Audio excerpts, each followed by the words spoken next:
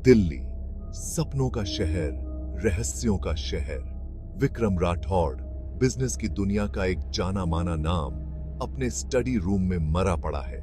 चारों तरफ फैली शानो शौकत फारसी कालीन पर बिखरे खून से बिल्कुल अलग दिख रही थी। मर्डर की खबर जंगल की आग की तरह फैल गई। कोई इतनी ताकतवर अछूती जिंदगी को कैसे खत्म कर सकता है?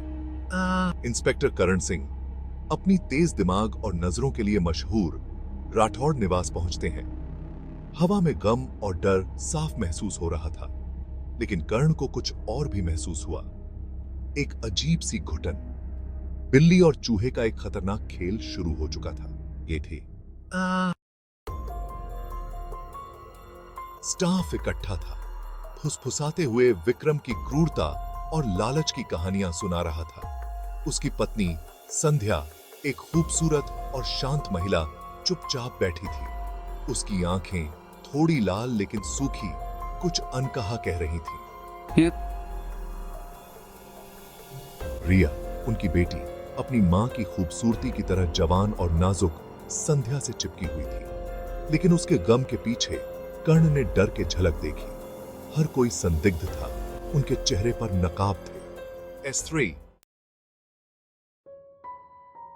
विक्रम का साम्राज्य स्टील और महत्वाकांक्षा की नींव पर बना बहुत बड़ा था। वो अपने बेरहम तरीकों के लिए जाना जाता था। दुश्मन उतनी ही आसानी से बनाता था जितनी आसानी से मुनाफा। संध्या, एक जानी मानी हस्ती जिसकी छवि बड़ी सावधानी से बनाई गई थी, उसके भी अपने राज थे। बेवफाई की अफवाहें और विक्रम के कंट्रोल से बढ़ती उसकी बेचैनी की कहानियां उसके पीछे थीं। हुई ही थी।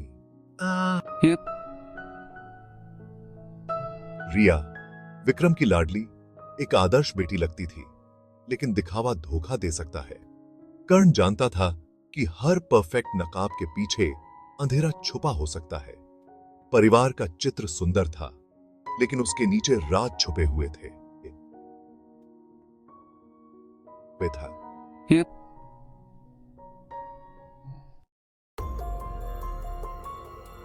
सबने अपनी अपनी कहानियां बताई।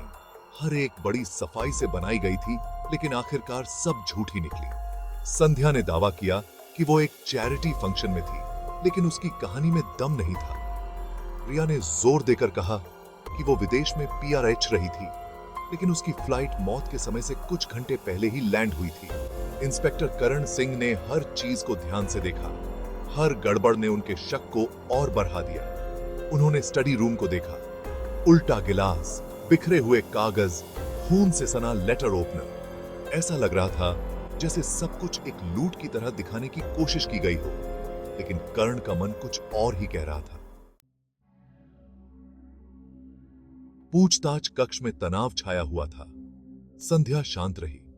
उसकी आवाज धीमी थी जब उसने कर्ण के सवालों के जवाब दिए, लेकिन रिया कर्ण की नजरों के सामने टूट गई। उसकी कहानी झूठ और अधूरी सच्चाई से भरी हुई रहस्य को और गहरा कर रही थी। मैंने कुछ नहीं किया, मैंने सच कहा है। कर्ण ने दोनों को देखा। उसकी नजरें सब कुछ परख रही थीं। संध्या का शांत चेहरा अब टूटने लगा था। उसके अंदर का डर दिखने लगा था। रिया के आंसू कर्ण को लगा सच्चे नहीं थे। धोखे का धुआं हर तरफ फैल रहा था। मैंने ऐसा नहीं करना चाहा, रिया फुसफुसाई। वो उसे चोट पहुंचाने वाला था। मुझे उसकी रक्षा करनी थी। उसके शब्द आंसुओं की तरह बह निकले। संध्या ने हांफते हुए सुना। उसकी शांति आखिरकार टूट गई। रिया, ये तुम क्या कह रही हो? कर्ण ने ध्यान से सुना। उसकी नजरें अडिग थीं। रिया का इकबालिया बयान हैरान करने वाला था, लेकिन अधूरा था। वो क्या छुपा रही थी? और संध्या अपनी बेटी के इकबालिया बयान से इतनी डरी क्यों थी? पहेली के टुकड़े उनके सामने थे, लेकिन वो अभी तक जुड़ नहीं पा रहे थे। ये केस अभी खत्म नहीं हुआ था।